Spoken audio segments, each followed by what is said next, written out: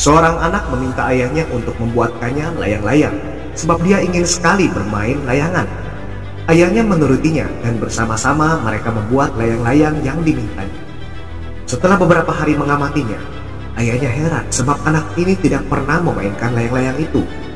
Akhirnya ayahnya menemuinya di kamarnya dan melihat anak itu hanya meletakkan layang-layang di atas meja. Ayahnya pun bertanya, "Kenapa tidak kau mainkan layang-layang itu? Kenapa tidak kau terbangkan?" Jawab anaknya, "Lihat ayah, layang-layang itu begitu bagus warna dan bentuknya. Sayang sekali kalau diterbangkan, karena akan terkena debu, terkena panas matahari, dan lama-kelamaan akan rusak." Sambil tertawa ayahnya menjawab, "Anakku, layang-layang bukanlah layang-layang jika tidak diterbangkan. Sebab sebuah layang-layang diciptakan untuk melayang dengan gagah di udara." Anaknya menjawab, "Tapi bagaimana kalau rusak? Bagaimana kalau tali layangannya putus dan aku harus kehilangan layang-layang ini?" Jawab ayahnya, "Itulah layang-layang, dibuat dari bulu bambu dan kertas, diterbangkan dengan bantuan angin dan dikendalikan dengan benang layangan. Namun, terkadang atau suatu saat nanti bisa saja kau kehilangannya dari genggamanmu. Namun untuk itu kau harus tetap menerbangkannya, sebab itulah tujuan sebuah layang-layang diciptakan. Sekali lagi, layang-layang bukanlah layang-layang yang sesungguhnya jika tidak diterbangkan."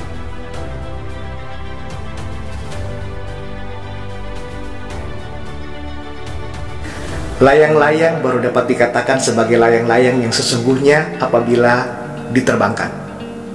Sebab untuk itulah sebuah layang-layang dibuat.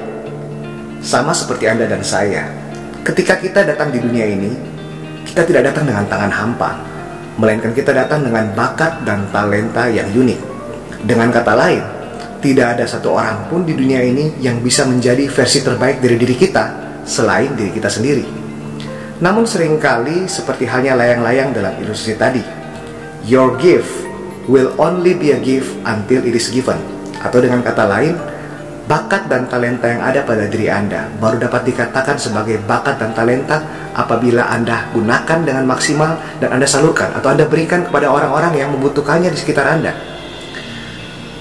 Namun seringkali tanpa kita sadari, kita berpikir dan bertindak layaknya anak kecil dalam ilustrasi tadi, di mana kita cenderung hanya menggeletakkan begitu saja, membiarkan, bahkan mungkin menyimpan apa yang seharusnya kita gunakan, yaitu senjata kita dalam bentuk bakat dan talenta yang telah dititipkan pada diri kita.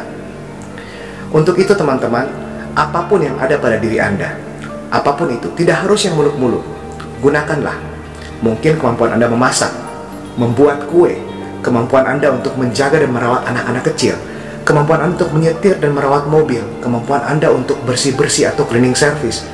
Apapun itu, gunakan. Sebab jika Anda tidak menggunakannya, maka bakat atau talenta yang ada pada diri Anda, yang telah dititipkan pada diri Anda, tidak ada lebihnya dari sekedar barang pajangan yang pada akhirnya tidak pernah bisa mendatangkan kebaikan bagi diri Anda maupun orang-orang di sekitar Anda yang membutuhkannya. Sehingga jika kita perhatikan, hidup ini seringkali sengaja menggiring kita, menuntun kita pada situasi yang memaksa kita, sehingga kita tidak punya pilihan lain selain menggunakan apa yang sebenarnya sudah ada pada diri kita. Seperti kisah inspiratif berikut ini yang menunjukkan bagaimana hidup dapat mendorong seseorang, menggiring seseorang pada suatu situasi yang sulit, yang memaksanya untuk pada akhirnya menggunakan hal-hal atau bakat atau talenta yang sebenarnya sudah ada dari dulu pada dirinya. Seperti apa kisah inspiratif itu? Kita lihat berikut ini. Seorang wanita bekerja sebagai pelayan di sebuah restoran kecil dan sangat mengandalkan pekerjaan ini untuk penghidupannya. Namun restoran ini mengalami kesulitan sehingga sangat sepi pengunjung. Pemiliknya pun berencana untuk menutupnya. Wanita ini begitu sedih karena ini adalah pekerjaan yang sangat diandalkannya. Akhirnya dia memberanikan diri untuk menemui pemilik restoran dan berkata, "Jika Tuan izinkan, saya akan membuat pie dan akan coba menjualnya di sini. Sebab anak-anakku sangat suka dengan pie-ku. Mungkin saja orang lain pun akan sangat menyukainya dan bisa membantu restoran ini ramai pengunjung."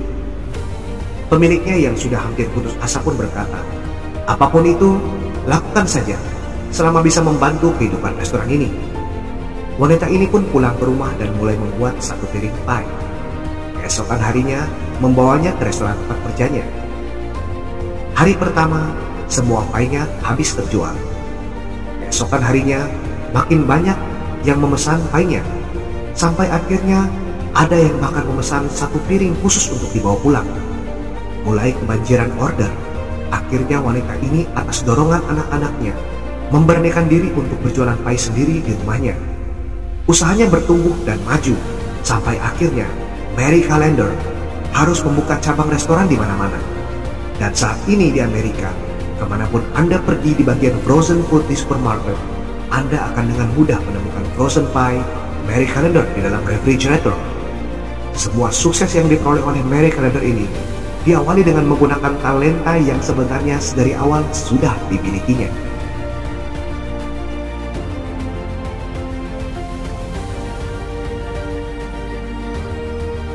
Oke teman-teman, sekali lagi saya tekankan bahwa your gift will only be a gift until it is given.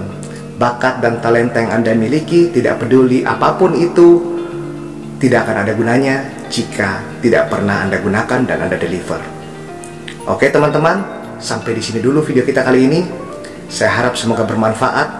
Jangan lupa teman-teman untuk di-subscribe, dinyalakan notifikasinya, agar teman-teman tidak ketinggalan video-video saya yang berikutnya. Teman-teman boleh share jika video ini teman-teman rasa bermanfaat, like dan komen. Jumpa lagi dengan saya, Ed Syahrial, pada video berikutnya. And I hope we all have an amazing and fantastic day. Salam.